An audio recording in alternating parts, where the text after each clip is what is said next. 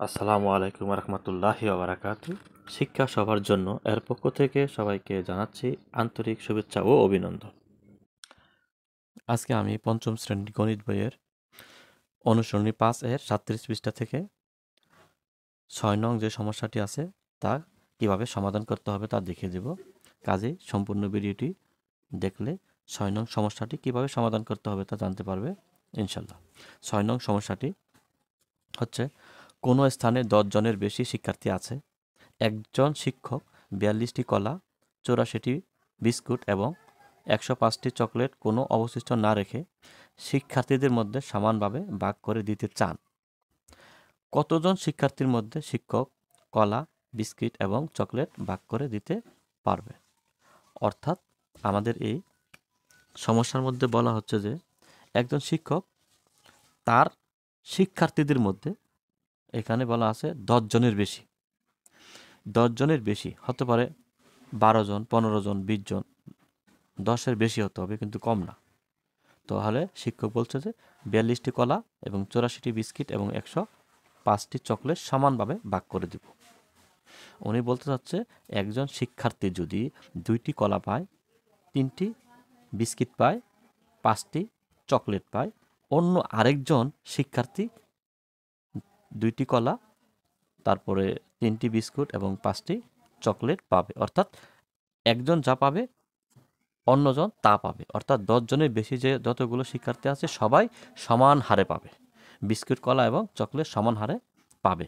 তাহলে আমাদের কতজন শিক্ষার্থীর মধ্যে এই বিস্কিট, কলা এবং চকলেট সমানভাবে ভাগ করে দিতে পারবো সেই সংখ্যাটা আমাদের বের করতে হবে। তাহলে আমরা এখানে দেখতে পাচ্ছি যে কোনো স্থানে 10 জনের বেশি কথাটা বলা আছে, যেহেতু আমাদের প্রশ্নে বলা আছে 10 জনের বেশি। তা আমরা আসলে জানি যে কোনো প্রশ্নের মধ্যে লসাগু করতে হবে না গসাগু করতে হবে, সেই প্রশ্নের মধ্যে তা কিছু ইঙ্গিত বা শব্দ থাকে, যা দেখে বা যা পরে আমরা অঙ্কটি লসাগু না গসাগু করব তা বুঝতে পারবো। এখানে ঠিক একইভাবে দেওয়া আছে বেশি। কোনো প্রশ্নের মধ্যে যদি বেশি, বৃহত্তম, বড়, সর্বাধিক, সর্বোচ্চ এই জাতীয় কোনো শব্দ থাকে, তাহলে আমরা ধরে নিব যে এই অঙ্কের ফলাফল বের করতে হলে আমাদের অবশ্যই গসাগু করতে হবে। তাহলে আমরা অবশ্যই এই অঙ্কের ফলাফল বের করার জন্য আমরা গসাগু করব। তাহলে কাদের গসাগু করব? এখানে আছে 42, 84 এবং 105, এই 3টা সংখ্যার গসাগু করব। কিন্তু প্রথমে দেওয়া আছে 10 জনের বেশি শিক্ষার্থী, কিন্তু এখানে শিক্ষার্থীর কথা বলা হচ্ছে, সেই 10 আমরা নিব না, যেহেতু আমরা বলতে 10 জনের বেশি শিক্ষার্থী থাকতে হবে, কম হবে না। 15, 20, 25 যাই হোক, কিন্তু 10-এর নিচে হবে না। তাহলে আমরা 10 বাদ দিয়ে এখানে 42, 84 এবং 105 এই সংখ্যাগুলোর গসাগু বের করলে বা গসাগু করলে যে ফলাফল বের হবে সেই ফলাফল হবে নির্ণেয় শিক্ষার্থীর সংখ্যা, এবং ওই শিক্ষার্থীকে সমানভাবে কলা, বিস্কিট এবং চকলেট ভাগ করে দিতে পারব। 5 নম্বরের সমাধান।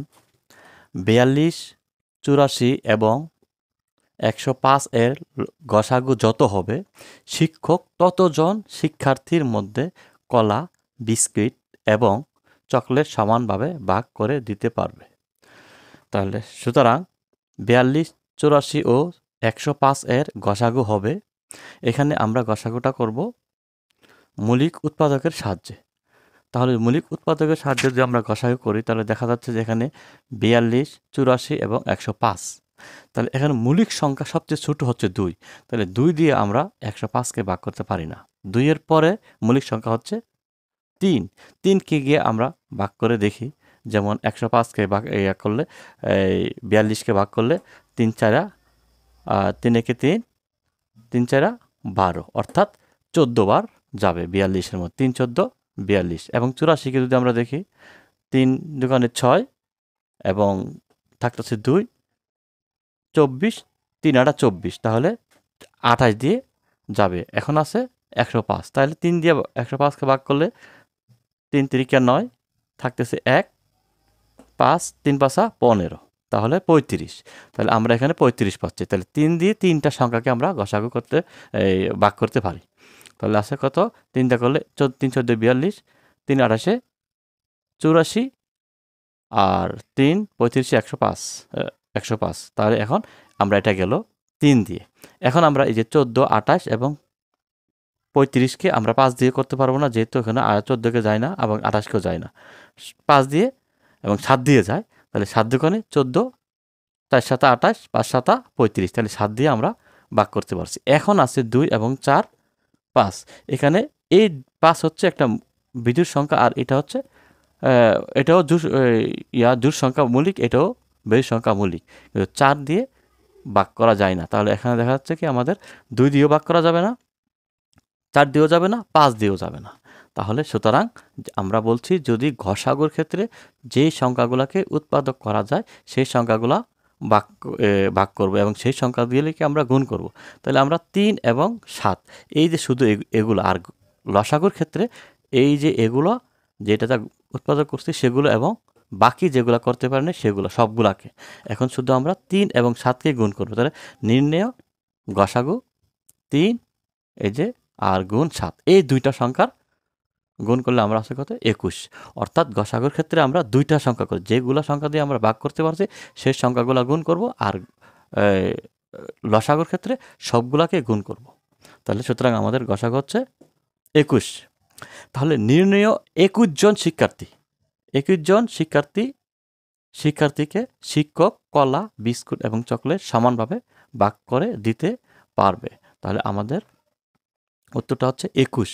তাহলে এই অঙ্কটা আমরা যেভাবে করলাম আশা করি সবাই বুঝতে পেরেছে। যদি অঙ্কটা বুঝে থাকো তাহলে অবশ্যই লাইক এবং সাবস্ক্রাইব দিয়ে পাশে থাকবে। আল্লাহ হাফেজ।